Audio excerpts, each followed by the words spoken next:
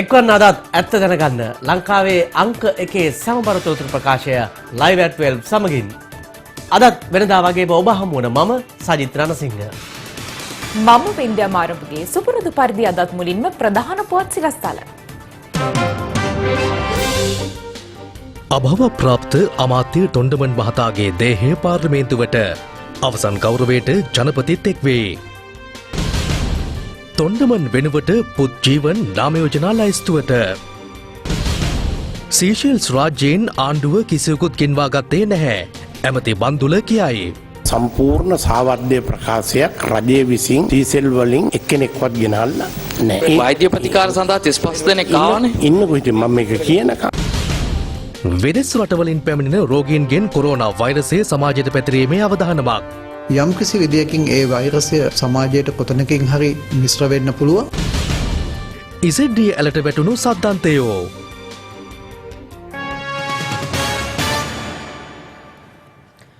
අභාව ප්‍රාප්ත ලංකා කම්කරු කොංග්‍රසයේ නායක අරුමුගන් තොණ්ඩමාන් මහතාගේ දේහය අද පාර්ලිමේන්තු සංකීර්ණය වෙත රැගෙන ආවා. දේහයට රාජ්‍ය ගෞරව දැක්වීම සඳහා ඒ පැයකට ආසන්න කාලයක් එහි තැන්පත් කර තිබුණා. අභාව ප්‍රාප්ත ලංකා කම්කරු කොංග්‍රසයේ නායක ආරුමුගම් තොණ්ඩමන් මහතාට රාජ්‍ය ගෞරව දැක්වීම සඳහා අද උදෑසන 11:05ට පමණ ඒ මහතාගේ දේහය පාර්ලිමේන්තු සංකීර්ණයට රැගෙන ආවා.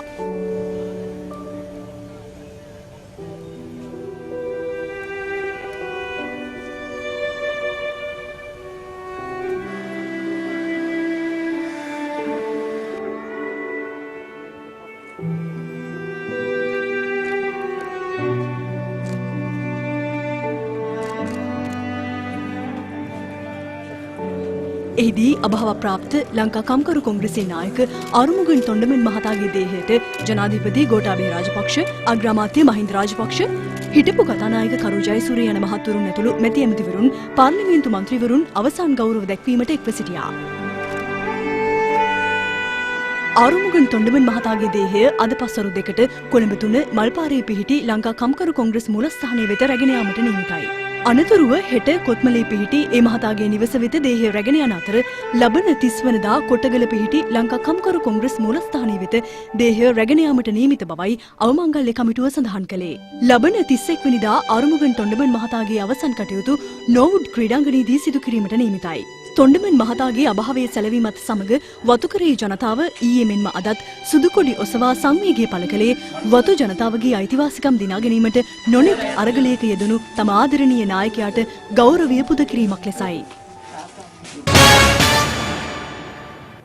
අභාව ප්‍රාප්ත ආරුමුගම් තොණ්ඩමන් මහතා වෙනුවට ඉදිරි මහමැතිවරණයේදී නුවරඑළිය දිස්ත්‍රික්කයෙන් තරඟ කිරීම සඳහා ජීවන් තොණ්ඩමන් මහතා ඉදිරිපත් කිරීමට ලංකා කම්කරු කොංග්‍රසය කළ ඉල්ලීම පිළිබඳව ඉදිරි පියවර ගන්නා බව අග්‍රාමාත්‍ය මහින්ද රාජපක්ෂ මහතා පවසනවා. ලංකා කම්කරු කොංග්‍රසයේ දේශපාලන මණ්ඩල සමාජිකින් හමුවීමෙන් අනතුරුව අග්‍රාමාත්‍යවරයා මේ අදහස් පළ කළා. විජේරාම මාවතේ පිහිටි නිල නිවසේදී ලංකා කම්කරු කොංග්‍රසයේ දේශපාලන මණ්ඩල සමාජිකයින් ඊයේ සවස අග්‍රාමාත්‍ය මහින්ද රාජපක්ෂ මහතා හමු වුණා.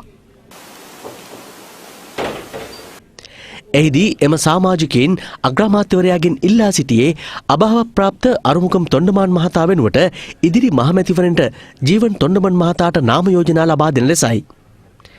ජීවන් තොණ්ඩමාන් මහතා නුවරඑළිය දිස්ත්‍රික්කය වෙනුවෙන් මහමැතිවරණයට ඉදිරිපත් කිරීමට පක්ෂය ගෙන ඇති තීරණය අග්‍රාමාත්‍ය මහින්ද රාජපක්ෂ මහතා එහිදී අගය කළ බවද අග්‍රාමාත්‍ය කාර්යාලය නිකුත් කළ නිවේදනයක සඳහන්. අග්‍රාමාත්‍යවරයා ලංකා කම්කරු කොංග්‍රස් දේශපාලන මණ්ඩල සමාජිකයන්ට දැනුම් දී ඇත්තේ එම ඉල්ලීම සම්බන්ධයෙන් අදාළ ඉදිරි පියවර ගන්නා බවයි. මෙම අවස්ථාවට ලංකා කම්කරු කොංග්‍රසයේ දේශපාලන මණ්ඩල සමාජිකයන් වන ඩී මති යෝගරාජා, එම් රොමේශ්වරන්, ඒ.පී. ශක්තිවේල් ඇතුළු පිරිසක්ද ශ්‍රී ලංකා පොදු ජන පෙරමුණේ සභාපති මහාචාර්ය ජී.එල්. පීරිස් සහ පක්ෂ මහලේකම් සාගර කාර්යවසම් යන මහත්වරුන් එක්ව සිටියා. අපි පක්ෂයේ උදේ මේ රැස් වුණා රැස් වෙලා අපේ පක්ෂයේ සභාවෙන් රැස් වෙලා තොණ්ඩමන් ඇමතුමා නුවරඑළිය දිස්ත්‍රික්කයේ අපේක්ෂ විදියට හිටියා.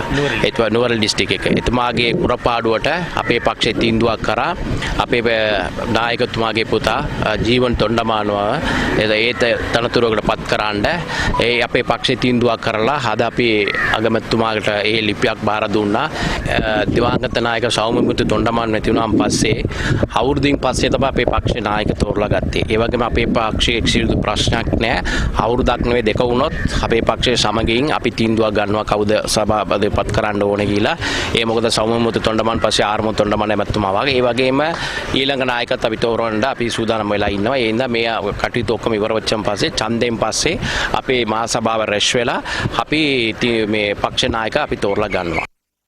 මේ අතර ඉන්දිය මහකොමසාරිස් ගෝපාල් බාක්ලේ මහතා සහ අග්‍රාමාත්‍ය මහින්ද රාජපක්ෂ මහතා අතර හමුවක් ඊයේ අරලියගහ මන්දිරයේදී පැවැත්වුණා.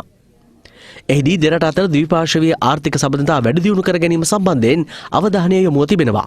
ඉන්දිය මහකොමසාරිස්වරයා මෙහිදී සඳහන් කර ඇත්තේ COVID-19 වසංගත තත්ත්වය හමුවේ ශ්‍රී ලංකාව ගෙන යන වැඩපිළිවෙලට ඉන්දිය රජය සහ ඉන්දිය අග්‍රාමාත්‍ය නරේන්ද්‍ර මෝදි මහතාගේ පැසසුම ජනාධිපතිවරයාට සහ අග්‍රාමාත්‍යවරයාට හිමිවන බවයි. මෙම සාකච්ඡාවේදී ශ්‍රී ලංකාවේ සහ ඉන්දියාවේ ආගමික සබඳතාවන් සම්බන්ධයෙන් වැඩි අවධානයක් යොමුව තිබෙනවා. අග්‍රාමාත්‍ය මහින්ද රාජපක්ෂ මහතා මෙහිදී පවසා ඇත්තේ ඉන්දියාවේ කෞතුකාගාරවල තැන්පත් කර ඇති බුදුන් වහන්සේගේ ධාතුන් වහන්සේලා බෞද්ධ සිද්ධස්ථාන වෙත යොමු කරන්නේ නම් ලෝකවාසී බෞද්ධයින්ට එම ධාතුන් වහන්සේලා වැඳ පුදා ගැනීමටත් පුද සත්කාර කිරීමටත් අවස්ථාව හිමිවන බවයි. පවතින COVID-19 වසංගත තත්ත්වය හමුවේ ඉදිරියේදී ඇතිවන ආර්ථික අවපාතයට සහ ආර්ථික ගැටලු සම්බන්ධයෙන් ඉන්දියාව සහ ශ්‍රී ලංකාව හොඳ අවබෝධයකින් සහ එකඟතාවකින් කටයුතු කිරීමටද මෙහිදී දෙපාර්ශ්වයේ අවධානය යොමුව තිබෙනවා. COVID-19 රෝගීන් 150 දෙනෙකු ඊයේ දිනේ වාර්තා වුණා. ඒ අනුව මෙරටින් හඳුනාගත් සමස්ත COVID-19 රෝගීන් සංඛ්‍යාව 1469ක් දක්වා ඉහළ ගොස් තිබෙනවා. මෙරටින් හඳුනා ගැනුණු COVID-19 රෝගීන් 1469 දෙනාගෙන් 727 දෙනෙකු රෝහල්ගතව ප්‍රතිකාර ලබනවා. රෝහල්ගතව ප්‍රතිකාර ලැබූ රෝගීන්ගෙන් පූර්ණ සුවය ලැබූ සංඛ්‍යාව 732ක්. තවත් පුද්ගලයන් 75 දෙනෙකු දෙවයිනේ රෝහල් කිහිපයක COVID-19 ආසාදිත බවට සැකපිට වෛද්‍ය අධීක්ෂණයට තේ පසුවනවා. COVID-19 වැළඳීමෙන් මියගිය සංඛ්‍යාව 10ක්.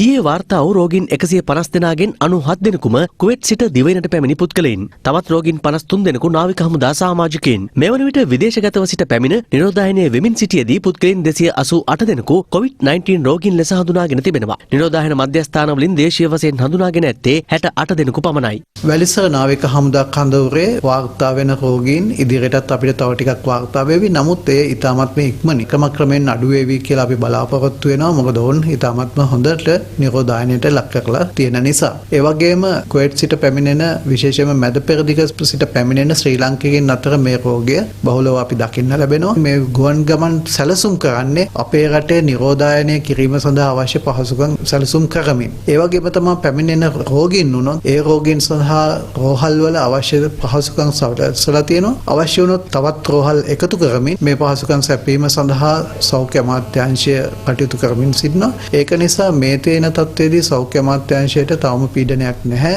රෝගීන් වැඩිවීම පිළිබඳව. ඒක පාලනයක් ඇතුළු කරන්න පුළුවන් ක්‍රියාදාමයක්. ඒ පාලනය ඒ ආකාරයෙන්ම සිද්ධ වෙනවා. නමුත් අපි අවබෝධයෙන් සිටිය යුතුයි මේ එන අය අතර විශාල ප්‍රමාණයක් රෝගීන් ඉන්නවා. යම්කිසි විදියකින් ඒ වෛරසය සමාජයට කොතනකින් හරි මිශ්‍ර වෙන්න පුළුවන්. ඒ තත්ත්වය වළක්වා ගැනීම සඳහා මේ ක්‍රියාදාමයට සහභාගී වෙන හැමෝම මුළු කාලය පුරාම ඉතාමත් විමසිල්ලෙන් ඒ කටයුතු කරන්න ඕන. මේ අතර විදේශිකයන් 41 දෙනෙකු අද උදෑසන විශේෂ ගුවන් යානයකින් මත්තල ජාත්‍යන්තර ගුවන් තොටුපළෙන් දිවයිනට පැමිණියා. ඔවුන් නෞකා 3ක සේවය කරන බෙල්ජියම් සහ නෙදර්ලන්ත ජාතිකයින්. එම පිරිස විස බීජහරණයට ලක් කිරීමෙන් අනතුරුව ගාල්ල වරායට රැගෙන යාමට පියවර ගත්තේ නාවික හමුදාවේ මැදිහත් වීමෙන්.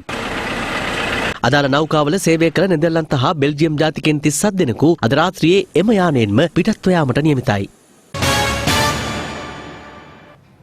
රජය විසින් සීෂෙල්ස් රාජ්‍යයේ සිට කිසිදු විදේශිකයෙක් ගෙන්වාගෙන නොමැති බව කැබිනට් ප්‍රකාශක අමාත්‍ය බන්දුල ගුණවර්ධන මහතා ප්‍රකාශ කළා.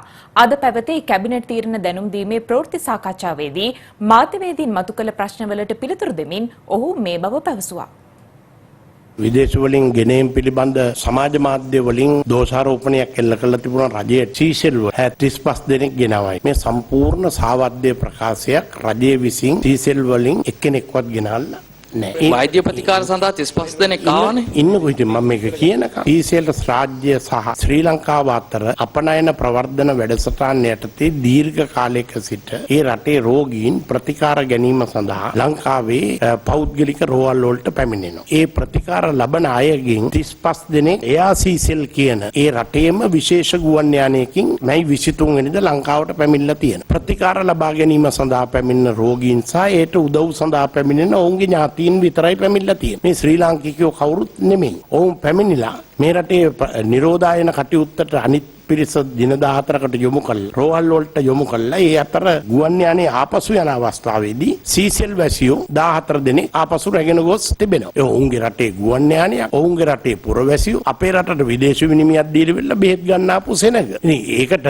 අපිට චෝදනා කිරීම සාධාරණ වෙන්නේ නැහැ. ඒ සියල්ලම බරපතල ශෛල කර්ම. ලංකාව නම් මීට ඉස්සෙල්ලා බෙහෙත් දීලා තියෙන්නේ. ඒ බරපතල ශෛල කර්මයක් වෙන අයට තමන්ගේ රටේ ගුවන් යානයක් ඇවිල්ලා බෙහෙත් තරන් යන්න බැරි නම් ලංකාව කවදාක්වත් විදේශවලට විවෘත කරන්න පුළුවන් රටක් නෙමෙයි මේ වගේ දේවල් වලට. අපිට මේ අවස්ථාවේදී අලුත් සියලුම ක්‍රමවේද කල්පනා කරන්නට වෙයි. මේ රටට විදේශ විවාර මුදල් ගෙන්න ගන්නේ කුමන ක්‍රමවේදයද? මොකද එසේ ගෙන්න ගත්තේ නැත්නම් මේ රටේ ජනතාවට අවශ්‍ය කරන දේවල් ගෙනීම සඳහා අවශ්‍ය මුදල් ඇත්තේ නැති වෙනවා. මේ පැමිණෙපු මේ කණ්ඩායම නිරෝධායන ක්‍රියාවලියටත් ලක් වෙනවද? අවශ්‍යම. ඒ කියන්නේ දවස් 14. දවස් 14. ඒගොල්ලෝ තමයි වියදම් දරන්නේ. ඔව් හදිසි ප්‍රතිකාර වලට ආපු කට්ටිය දවස් 14 නිරෝධායනට ලක් කරාම ප්‍රතිකාර ගැනීමේදී ගැටලුවක් මතුවෙන්නේ. ඒකට අපේ ප්‍රශ්නයක් නෙමෙයි. ඒ අයගේ කැමැත්තෙන් ඇවිල්ලා තියෙන රෝහලේ සෞඛ්‍ය අධිකාරීන්ගේ විධිවිධාන. රුපියල් 5000 දීමනා ජනතාවට දෙන්නේ නැති බැරි මේ වෙලාව අවසරන අයට නොලැබුණ සියලු දෙනාටත් මේ මාසේ නොලැබුණොත් මුදල් වගකීමෙන් සහතික වෙනවා. ඒ මුදල් අනිවාර්යෙන්ම මැයි මාසේ වෙනුනුත් ලබා දෙනවා කියන කාරණය. සමගි ජනබලවේගය යටතේ මහමැතිවරණයට තරඟ වැදීමට නාම යෝජනා බහර දුන් එක්සත් ජාතික පක්ෂයේ සමාජිකයන් පක්ෂයෙන් ඉවත් කිරීමට එම පක්ෂය තීරණය කළේ ඊයේ දිනේදී. මේ පිළිබඳව ස්වර්ණවාහිනී අද දවසේදී පත්තරේ වැඩසටහනට එක්වෙමින් මේ දෙපාර්ශ්වයේම නියෝජිතයින් සිය අදහස් පළ කළා. ඔබතුමාලගේ පාර්ශ්වයේ පිළිබඳව සජිත් ඇතුළු 102 දෙනෙකුගේ ජාප සමාජිකත්වය අහෝසි කරා. එහෙමයි අද පත්තර වාර්තා කරලා තියෙන්නේ. එතකොට සමගි ජනබලවේගයෙන් ඔබතුමාලා නාම යෝජනා බාර දුන්නා. මේක සඳහා ඔබතුමාලගේ ප්‍රතිචාරය කුමක්ද? මේ වනතෙක් අපිට එහෙම කිසිම ලිපියක් අප වෙත ලැබී නැහැ. සමගි ජනබලවේගය පිහිටෙව්වේ සජිත් ප්‍රේමදාස මැතිතුමා අගමැති අපේක්ෂකයා කරේ. ඒ වගේම මාව මහලේකම් විදියට පත් කරේ එක්සත් ජාතික පක්ෂයේ කෘත්‍යාධිකාරී මණ්ඩලයේ තීන්දුවක් අනුව. අද වන විට සමගි ජනබලවේගයේ ඉන්න කාණ්ඩායම් බැලුවොත් පහුගිය ආණ්ඩුවේ හිටපු මන්ත්‍රීවරු 107 දෙනාගෙන් අපේ මිත්‍ර පක්ෂත් එක්ක 80 දෙනෙක් ඉල්ලන්නේ සමගි ජනබලවේගය. 15ටත් අඩි ගාණක් තමයි කියන්නේ එක්සත් ජාතික පක්ෂ කල්ලියෙන් ඉන්න. එක්සත් ජාතික පක්ෂයේ කෘත්‍යාධිකාරී මණ්ඩලයේ ඉන්න 69 දෙනාගෙන් 40කට වැඩි ඉන්නේ සමගි ජනබලවේගය. ඔය අහනවා එතකොට කොහොමද මේ කෘත්‍යාධිකාරී මණ්ඩල දෙපාර්ශ්වයම කියනවා චෝදනා එල්ල කරනවා ඩීල් තියනවා කියලා ආණ්ඩුවත් එක්ක. ඇත්තටම ඩීල් තියෙන කාගේද? මේ රටේ ජනතාව ඩීල් තියෙන කාගේද කියලා දන්නවා. තමන්ගේ හොරකම් වහගන්න, චෝදනා වහගන්න කටයුතු කරනවා. මේ වෙලාව කැමති වෙන්නේ නැහැ එච්චර මේවා ගැන කියන්න. මේ කාරණාවේ දෙපැත්තක් තියෙනවා. ඒ දෙපැත්තම අපි සඳහන් කිරීමක් කරන්න ඕනේ. මේ මොහොතේ අපිට සම්බන්ධ කරගන්න පුළුවන්කම තිබෙනවා එක්සත් ජාතික පක්ෂයේ ජ්‍යෙෂ්ඨ උපනායක රවි කරුණානායක මහතා හිටපු ඇමතුමනි. මොකද්ද මේ කාරණාව? එක්සත් ජාතික පක්ෂයේ පැත්තෙන් දැන් සමගි ජනබලවේගී හිටපු අය ඉවත් කිරීමට ලිපි යවන්න සමාජිකත්වය අහෝසි කිරීමට මේ තකහනේ ක්‍රියාමාර්ගයක් ගත්තේ ඇයි? ජාතික පක්ෂය කියන්නේ එක පක්ෂයක්. ඒකත් එක්ක සම්ද කරන්න තීන්දුව කරාම එක පක්ෂය තමයි තිබෙන්නේ. නමුත් මෙතන යම් විදිහකින් වැරදි මතයක් ඉදිරිපත් කරලා තිබෙනවා. අධිකාරී මණ්ඩලයේ පූර්ණ අනුමැතිය සහිතව කටයුතු කරනවා කියලා. පූර්ණ අනුමැතිය ලබා නැති නිසා තමයි මේ ප්‍රශ්නේ ඇති වෙලා තියෙන්නේ. මේ පැත්තෙන් කියන්නේ කෘත්‍යාධිකාරී මණ්ඩලය ගත්ත තීන්දුවක් අනුවයි ඔවුන් මේ ක්‍රියාමාර්ගය ගත්තේ කියලා. මෙතන මේ පැත්තත් මේ පැත්තත් නෑ. එක පැත්තක් තමයි එක්සත් ජාතික පක්ෂය. එතන බොහොම ඍජුව මේ සම්බන්ධ සාකච්ඡා කළා. ඒ සාකච්ඡාව කඩා වැටුණා. අධිකාරී මණ්ඩලයේ පූර්ණ අනුමැතිය සහිතව සහ නායකතුමාගේ අවසරත් එක්ක තමයි ගන්න අවශ්‍ය වන්නේ. ඒ නිසා තමයි මෙතන මේ වගේ දෙයක් ඇති වෙලා තියෙන්නේ. ඒ වගේ විතර නෙමෙයි ලකුණ.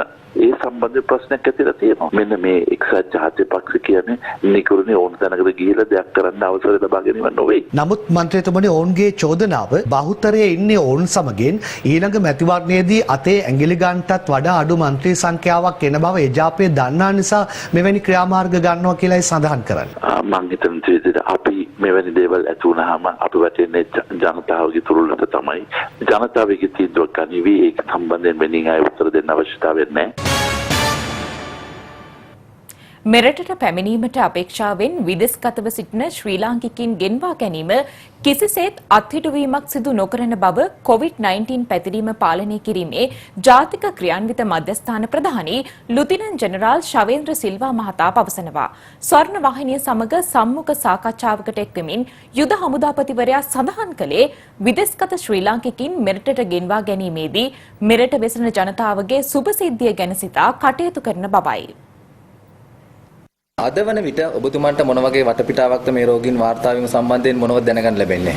ඔව් ඒ කියන්නේ දැන් අද වෙනකොට කියන්නේ ඊයේ මධ්‍යම රාත්‍රී වෙද්දී ඔබ දන්නවා ආසාදිතයන් සංඛ්‍යාවක් ලැබුණා විශේෂයෙන්ම 150ක් දක්වා ලංකාවේ මෙතෙක් වාර්තා වෙච්ච වැඩිම සංඛ්‍යාව. නමුත් මේකට දැඩි ලෙස කලබල විය යුතු නැහැ. මේ සියලු දෙනාම හමුවන්නේ නිරෝධායන මධ්‍යස්ථානයකින්. ඊයේ හමුණු සංඛ්‍යාවන් එක්ක බැලුවම ඊයේ පිටරටවල වලින් චෙන්නයි වලින් ආපු 5 දෙනෙක් ඒත් එක්කම කුවේට් රාජ්‍යයෙන් පැමිණි 92 දෙනෙක් සහ ශ්‍රී ලංකා නාවික හමුදාවෙන් හමුණු 53 දෙනෙක් හැරෙට තමයි 150 ගණන් හැදෙන්නේ. මේ මාස දෙකක තුනක කාල සීමාවකට ලංකාවේ සමාජය තුලින් හමුණු සංඛ්‍යාව වෙලා 406ක් පමණයි. ඊට අමතරව අපි දන්නවා 682ක් නාවික හමුදාවේ අයවලුන් ඉන්නේ අපගේ විරෝධාර රණවිරුවන්. ඊටු සංඛ්‍යාව එන්නේ පිටරටවල වලින් පැමිණි කට්ටිය මේ දක්වා 380ක සංඛ්‍යාවක් වාර්තා වෙනවා. 380 දෙනෙක් කොවිඩ් ආසාදිතයන් පිටරට එද්දිම කොවිඩ් සමග පැමිණලා මෙහිදී ආපු පළවෙනි ටෙස්ට් එකේම කොවිඩ් ආසාදිතයන්ට හොයාගත්තා. දැන් යුද හමුදාපතිතුමනි ලංකාව ගැන කතා කිරීමේදී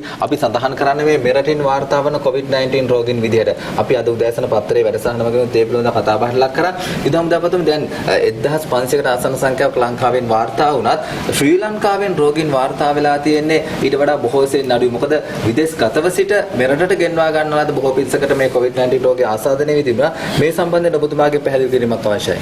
ඔය 1468ක් කියලා සම්පූර්ණව ඉතින් ඇත්තටම අපි ඒ ගණන් වලින් නෙමෙයි යා යුත්තේ. මම දැන් අපි මනස හදා ගන්න ඕනේ රට ඇතුලෙන් කීයක් ඉන්නවද නාවික හමුදා ක්ලස්ටර් එක අපි බලා ගන්න හමුදාවෙන් ඊට අමතරව පිට රටින් එන කණ්ඩායම් මොකද්ද කියලා. ඉතින් ඇත්තටම පිට රටින් එන කණ්ඩායම් නිවැරදි කිව්වා වගේ ඇත්තටම සියලුම අයවලුන් දැනගත යුත්තේ සමාජයෙන් එනවද කියන එක තමයි රටේ ජනතාවට ඉතාමත්ම වැදගත් වෙන්නේ. මොකද සමාජයෙන් අපිට ලෝකයේ සිටීමේදී අපේ රටින් කීයක් හමුුණාද කියලා වැටෙන්නේ අපේ ගණේට උනාට අපිට උනාට අවංකව මේ කට්ටිය පිට රටවල වලින් හැදිලා තිබ්බු කට්ටිය. ඉතින් ඒක අපිට කියන්න බෑ. ඒකින්ද අපිට ගණන් ගන්න බෑ කියලා අපි ගණන් ගන්නවා. දැනට අර කිව්වා වගේ 406 දෙනෙක් පමණයි නාවික හමුදා හැරුණම රට තුල ඉන්නේ 406යි. ඒ හමු වෙලත් දැන්ට දින 28ක් පමණ ගත වෙලා තිබෙනවා. නමුත් පිට රට වලින් තව කවද ගේන්නේ? කී ගේනවද? ඒ ගෙන එන තාක්කල් අපිට සමහරලාට නිරෝධායන මධ්‍යස්ථාන තුලින් අපිට කොවිඩ් ආසාදිතයන් හමු වෙන්න පුළුවන්. ඒ ගණන් එකතු වෙන්න පුළුවන්. අපි රටේ ජනතාව ඇත්තටම බලාගෙන ඉන්න ඕන රට තුල සම්බන්ධයෙන්. ඉතින් රට තුල දැන්ට අපි පාලනය කරලා තිබෙනවා. යුද හමුදාපතිතුමනි ඇතැම් අය අපෙනුත් කතා කරලා අහනවා මේ අපේ ඥාතීන් ඉන්නවා විදේශගතව ඉන්නවා. ඔවුන් කවදද ලංකාවට ගෙන්නා ගන්න මේකට ජනාධිපතිතුමා කොහොමද කටයුතු කරන්නේ? මේ බලන් ඉන්න ආදරණීය ජනතාවට ඔබතුමා ඒ සම්බන්ධයෙන් පොඩි පැහැදිලි කිරීමක් කරොත් ඔවුන් අයගේ අයටත් ලංකාවට එන්න පුළුවන්. ඒ ක්‍රමවේදය කොහොමද ක්‍රියාත්මක වෙන්නේ? ඔව් ඇත්තටම ශ්‍රී ලංකා වාසී ජනතාව විදේශ සිටින ලංකාවේ නිල්ලුම් කරපුවාම අතිගරු ජනාධිපතිතුමාගෙන් ගරු අග්‍රාමාත්‍යතුමා ප්‍රමුඛ රජයෙන් කරන ලද ඉල්ලීම් වලට ඇහුම්කන් දීලා තමයි මේ ආකාරයෙන් දැන්ට රටවල් 18කටත් වැඩි සංඛ්‍යාවකින් මෙහාට ගෙනලා තියෙන්නේ. මේ අයවලුන් ගෙන්නා ගැනීමේදී වැදගත්කම තිබෙන්නේ අපි මේ කට්ටිය ගෙනල්ලා රට තුල යම් කිසි අස්ථාවර භාවයක් ඇති කරන්නේ නැති ආකාරයෙන් නෙගෙන්නේ. ඒකින්ද අපි සැලසුමකට ගෙද්දී ප්‍රමාදයක් ඇති පේනවා ඇති. ඉතින් ඒ ප්‍රමාදය ඇති වුණත් අපි ඔවුන්ගේ ආරක්ෂාවට රටේ මෙතෙක්කල් මේක කාගෙන අල්ලගෙන හිටපු ජනතාවගේ ආරක්ෂාවත් බලලා තමයි මේක ගේන්නේ. ඒකින්ද ඉදිරි කාලෙත් මේ ආකාරයෙන් අනිවාර්යයෙන්ම ඔවුන් සියලු දෙනාම සැලසුමකට අනුව රැගෙන ඒමට කටයුතු කරනු ලබනවා. පවතින වැසි සහිත කාලගුණ තත්ත්වය ඉදිරි දින දෙක තුලද පැවතිය හැකි බව කාලගුණ විද්‍යා දෙපාර්තමේන්තුව පවසනවා. මේ ඉදිරි කාලගුණ තත්ත්වය පිළිබඳ පැහැදිලි කරන කාලගුණ විද්‍යා දෙපාර්තමේන්තුවේ අධ්‍යක්ෂ ජනරාල් අතුල කරුණානායක මහතා දිවයින්ට බලපාන නිතිදිග මෝසම් කාල පරිච්ඡේදයේ ක්‍රමයෙන් ස්ථාපිත වෙන බව පැහැදිලිව කියන්න වෙනවා. මීට අමතරව අපිට පැහැදිලිව නිතිදිග කොටසේ තියෙන වැසි තත්ත්වය තවදුරටත් අපි අපේක්ෂා කරනවා. ඒ අනුව බස්නාහිර, සබරගමු, දකුණු, මධ්‍යම වගේ සහ වයඹ වගේ පළාත්වල වැසි තත්ත්වය තවදුරටත් අපි අපේක්ෂා කරනවා. තරමක තද වැසි අද දිනේ අපි අපේක්ෂා කරන්නේ මධ්‍යම කඳුකරේ බටහිර බෑවුම් පැත්ත, පෑගල්ල, කළුතර, ගාල්ල, මාතර, රත්පුර වගේ තැන්වල තන කිහිපයකට මිලිමීටර් 100ත් 150ත් අතර මට්ටමේ වර්ෂාපතන ලැබීමේ හැකියාවන් තියෙනවා. මීට අමතරව සවස් යාමයේ හෝ රාත්‍රී කාලයේදී දිවෙණේ ඌව, නැගෙනහිර, පොළොන්නරුව, මුලතිව් වගේ දිස්ත්‍රික්කවල තනින් තන වැසි හෝ ගිගුරුන් සහිත වැසි තත්ත්වයන් නිර්මාණය වෙන්න හැකියාවකුත් තියෙනවා. මීට අමතරව සුළං තත්ත්වයේ වේගය සහ රළු වීමේ තත්ත්වයන් තියෙන්න පුළුවන්. උත්තරමේ ඉඳන් මන්නාරම හරහා කංකසන්තරුවේ දක්වා තියෙන වෙරළබඩ තීරයට සහ ගාල්ලේ ඉඳන් හම්බන්තොට හරහා මඩකලපුව දක්වා තියෙන වෙරළබඩ තීරවලට ඔබෙන් තියෙන ගැඹුරු සහ නොගැඹුරු මුහුදු තීරවල සුළං තත්ත්වයේ වැඩි වීම සාමාන්‍යයෙන් සමහර අවස්ථාවල පැයට කිලෝමීටර් 60-70 දක්වා ඉහළ යෑමේ තත්ත්වයන් තියෙනවා. ඊට අමතරව මේ මුහුදු සීමාව රළු වීමේ හැකියාවක් තියෙන්න පුළුවන්. මේ තත්ත්වය අඩු වැඩි වෙමින් ඉදිරි දින කිහිපය තුළ විශේෂයෙන්ම 30 වෙනි දින දක්වාම වගේ මේ තත්ත්වය බොහෝ විට දිවෙන තුළ පවතින හැකියාවක් තියෙනවා. කෙටි විරාමයක් 12 තවත් දේශීය පුවතක් දැන්. ඔව්.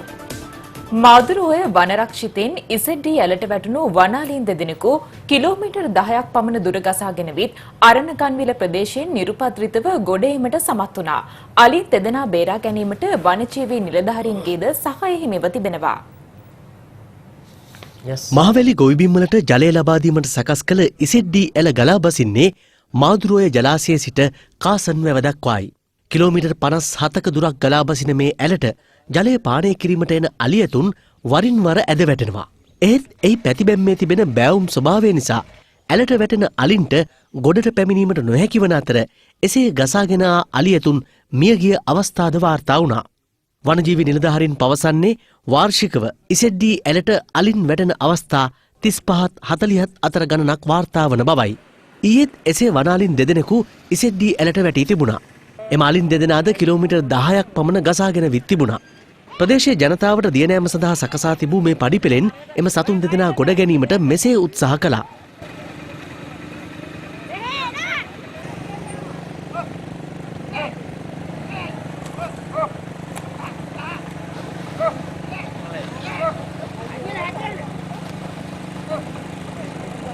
උත්සාහය අසාර්ථක වූ අතර අලින් තවත් මද දුරක් එසේ ගසාගෙන ගියා.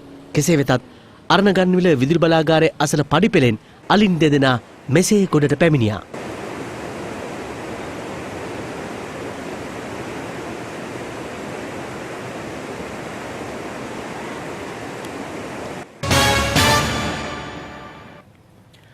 බණ්ඩාරගම අටලුගම ප්‍රදේශයේදී ස්වර්ණවාහිනී ප්‍රාදේශීය මාධ්‍යවේදී බිමල් ශාමෙන් ජයසිංහ මහතාගේ රාජකාරියට බාධා කරමින් මරණ තර්ජන එල්ල කිරීම හෙලා දකිමින් ප්‍රාදේශීය මාධ්‍යවේදීන් කළුපටි බැඳ විරෝධතාවක නිරත වුණා. එම අවස්ථාවට දෙවෙනි ප්‍රදේශ රැසකින් ප්‍රාදේශීය මාධ්‍යවේදීන් එක්ව සිටියා. ප්‍රාදේශීය මාධ්‍යවේදී බිමල් ශාමෙන් ජයසිංහ මහතා පසුගියදා බණ්ඩාරගම අටලුගම ප්‍රදේශයට ගොස් තිබුණේ නිරෝධායන රෙගුලාසිවලට යටත්ව රාමසාන් උත්සවය සමරන ආකාරය වාර්තා කිරීමටයි.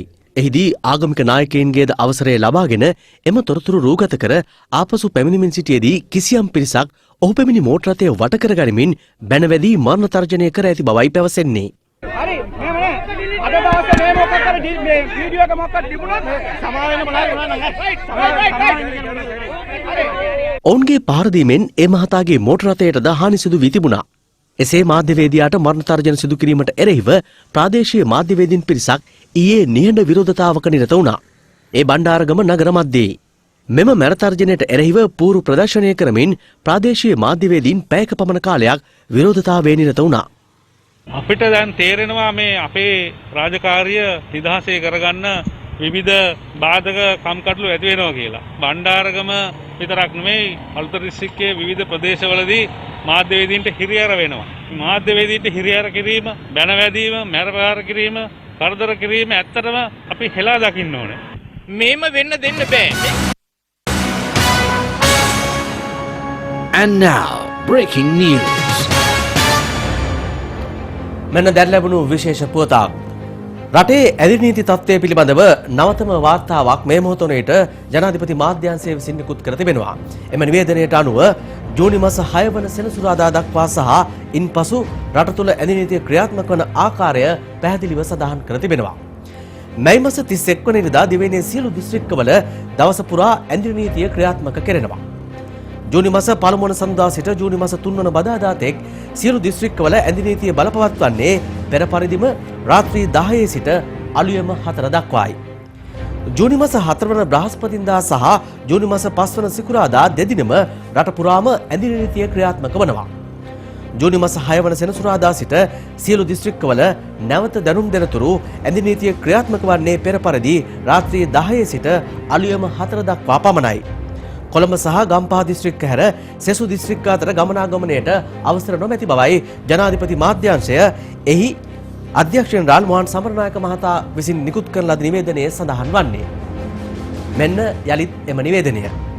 නවතම ඇඳි නීතිය පිළිබඳව ජනාධිපති මාධ්‍යාංශය නිකුත් කළ නිවේදනය. ජූනි මාස 6 වන සෙනසුරාදා දක්වා සහ ඉන්පසු රට තුළ ඇඳි නීතිය ක්‍රියාත්මක වන ආකාරය පිළිබඳව මෙම නිවේදනයෙන් දැනුම් දෙනවා. මැයි මාස 31 වන ඉරිදා දිවයිනේ සියලු දිස්ත්‍රික්කවල දවස පුරා ඇඳි නීතිය ක්‍රියාත්මක කෙරෙනවා.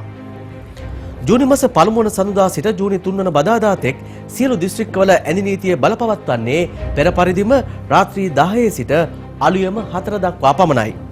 ජූනි මාස 4 වන බ්‍රහස්පතින්දා සහ ජූනි මාස 5 වන සිකුරාදා දෙදිනම රට පුරා ඇඳි නීතිය ක්‍රියාත්මක වනවා.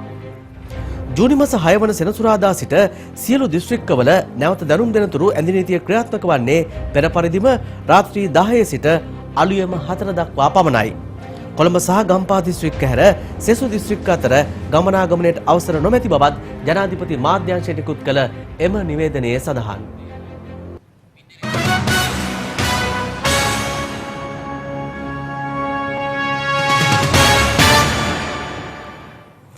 විටින් විට රට හැම තැනටම වැස්සෙන් ගංගා පිරි ඉතිරී පැවතියත් කණ්ඩලමේ ගොවින්ට නම් ඒ ජලයෙන් පිහිටක් ලැබිලා නැහැ. මේ ඒ ගොවින්ගේ කතාවයි. මහවැලි අධිකාරිය යටතේ පවතින කණ්ඩලම ජලාශය මේ වන විට පැවති වැසි තත්ත්වය මත පිරී පවතිනවා. වාන් දැමීමේ මට්ටමට කණ්ඩලම ජලාශය පිරී පැවතියත් ජලය සැපයීම සීමා කිරීම නිසා වගා කර ඇති බහුභෝග හා විවගාව විනාශ වීමේ තර්ජනයට ලක්ව ඇති බවයි ගොවීන් චෝදනා කරන්නේ. හොඳට වැස්ස ලංකාවටම කණ්ඩලංගව පිරීලා මේ වාන් මට්ටමට ඇවිල්ලා තියෙනවා. මිනිස්සු මේ වැහි වතුරෙන් මේ ගොවිතැන් කරලා තියෙන්නේ. මේ වතුර ටිකක් බලාගෙන මේ ගොයියෝ තමයි මුළු රටේම අසරණලා ඉන්නේ. මේ කුඹුර දැන් ඉරිතල්. මේකට වතුර නැහැ. මේකට පොහොර නැහැ. ගොවිතැන් කරලා ජීවත් වෙන මිනිහට වතුර ටිකක් වෙලාවට දෙන්න නැත්නම් ඒකේ කිසිම තේරුමක් නැහැනේ. දැන් මේ වෙලාවට පොහොර ටික නැහැ. එතකොට දැන් මේකට පොහොර ටික නැත්නම් ගොයන් ගහ හැදෙන්න කාලයක් නැහැ. ගොවින් චෝදනා කරන්නේ බලධාරීන්ට 100% ජලය ලබා දීමට හැකියාව තිබියදී 40%ක ප්‍රමාණයක් පමණක් ජලය නිකුත් කිරීම සිදු කරන බවයි. වැස්සට පස්සේ 100% වතුර දෙන්න පුළුවන්. දැන් ඒ කට්ටිය 100% දෙන්නේ නැතුව 140ක් තමයි මේ වතුර දීගෙන යන්නේ. පොහොරයි 100%ක් වතුරයි දෙන්න කියලා තමයි අපි ඉල්ලන්නේ.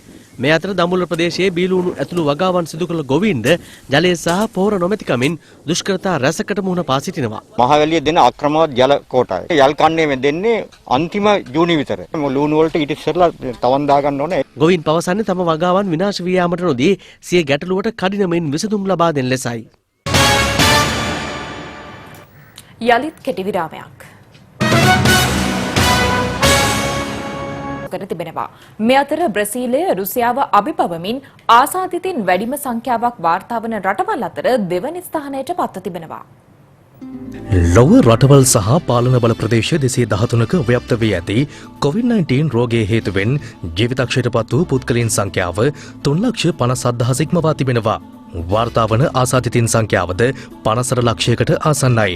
COVID-19 හේතුවෙන් බලපෑම් එල්ල වූ රටවල් අතර ප්‍රමුඛ ස්ථානයේ ගන්නා ඇමරිකා එක්සත් ජනපදයේ මරණ සංඛ්‍යාව ලක්ෂයේ සීමාව පසු කර තිබෙනවා. එරටින් වාර්තා වන ආසාදිතින් සංඛ්‍යාවද 17,45,000කට අධිකයි. මේ අතර COVID-19 ව්‍යාප්තියේ ශීඝ්‍ර වර්ධනයක් පෙන්නුම් කරන බ්‍රසීලය වෛරසයේ බලපෑම් එල්ල වූ රටවල් අතර දෙවන ස්ථානට පත්ව ඇත්තේ රුසියාවද අභිබවා යමින් ආසාදිතින් සංඛ්‍යාව ඉහළ යාම හේතුවෙන්. ගත වූ දිනේදී බ්‍රසීලයෙන් COVID-19 මරණ 1086ක් පිළිබඳව වාර්තා වී ඇති අතර ආසාදිතයින් 20,000කට අධික පිරිසක් පිළිබඳවද වාර්තා වනවා. මේ අතර දකුණු කොරියාවේ COVID-19 රෝගීන් වාර්තා වීමේ වර්ධනයක් පෙන්නුම් කරන බව විදේශ මාධ්‍ය පවසනවා. COVID-19 හි නිජබිම ලෙස සැලකෙන චීනයේ ක්‍රමක්‍රමයෙන් පනවා තිබූ නීති රීති ලිහිල් කිරීම ආරම්භ කර ඇති අතර එහි තවත් පියවරක් ලෙස තවත් රටවල් 7කට පනවා තිබූ ගුවන් ගමන් සීමාවන් ඉවත් කෙරුණා. එම රටවල් වන්නේ බ්‍රිතාන්‍ය, ප්‍රංශය, ජර්මනිය, ඉතාලිය, ජපානය, සිංගප්පූරුව සහ ශ්‍රේෂ්ඨලන්තයයි. මේ අතර එල් සැල්වදොරේ ජනාධිපති නයිබ් බුකේලේ COVID-19 වලින් ආරක්ෂා වීම සඳහා මැලේරියා රෝගයට ලබා දෙන හයිඩ්‍රොක්සිස් ක්ලෝරොක්වින් නම් ඖෂධය ලබා ගන්නා බව ප්‍රකාශ කර තිබෙනවා. ලයිව් ඇට් 12 අදට අවසන්. මම සජිත් රණසිංහ. මම වින්ද්‍යා මාරඹගේ. සුබ දවසක්.